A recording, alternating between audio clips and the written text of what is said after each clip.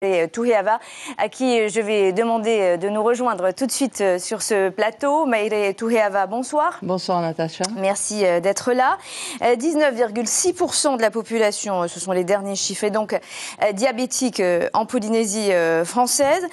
C'est plutôt stable, c'est ce que vous dites vous, hein, ces 20 dernières années. Cela reste quand même important puisque près de 2 personnes sur 10 en Polynésie sont diabétiques. Comment c'est possible ? C'est possible parce que la transition alimentaire qu'on a connue ces 50 dernières années a modifié profondément le mode de vie de la population. Il y a également chez les populations polynésiennes une susceptibilité génétique au diabète. C'est ce qu'on observe dans les territoires du Pacifique. Donc vous confirmez que la génétique est aussi responsable des mauvais résultats, 40% d'obèses, 75% de personnes en surpoids. Les Polynésiens, les Tonga, les Samoa, les Maoris de Nouvelle-Zélande, etc. sont fortement impactés par le diabète.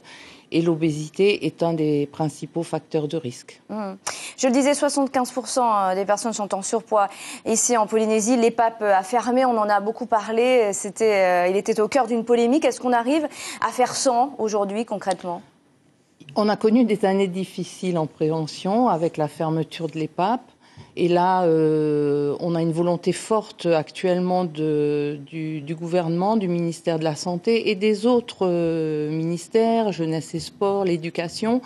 Tout le monde est prêt à se mobiliser pour cette problématique qui n'est pas qu'une problématique de santé, mais qui est une problématique de société. Et donc, un plan pour la prévention vient d'être élaboré avec les financements qui y sont assortis pour mettre en place les projets nécessaires. Alors, vous parlez de la vraie volonté du gouvernement. Chaque année, je le disais tout à l'heure, le diabète coûte 3 milliards de francs pacifiques au pays. Selon la CPS, on compte 3 000 nouveaux diabétiques par an.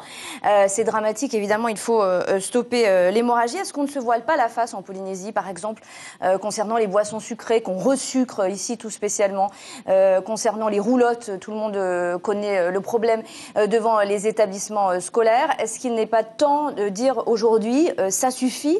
Est-ce que ce ne serait pas sinon non-assistance à personne en danger ? Carrément. Je ne peux pas vous dire le contraire. Il est certain qu'il faut des mesures qui vont permettre à la population de modifier ses comportements. Mais c'est avant tout une décision individuelle de chacun. Et c'est là que ça devient difficile, parce que l'environnement n'est pas toujours propice à ces changements de comportement, c'est sûr. Je rappelle en tout cas que l'opération et Attitude aura lieu vendredi soir à Toata avec au programme des activités sportives et des dégustations de menus légers. Dernière question, vous avez choisi de mettre l'accent cette année sur le diabète gestationnel.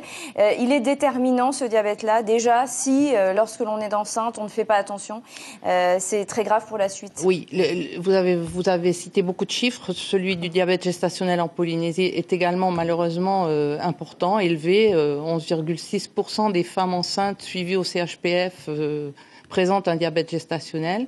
C'est un marqueur de notre problème par rapport au diabète. Et surtout, ces jeunes femmes vont, pour plus de la moitié d'entre elles, développer un vrai diabète dans les 5 à 10 années qui suivent l'accouchement. Donc dépistage et surveillance automatique. Maïre Touhiava, merci beaucoup d'avoir répondu à nos questions ce soir.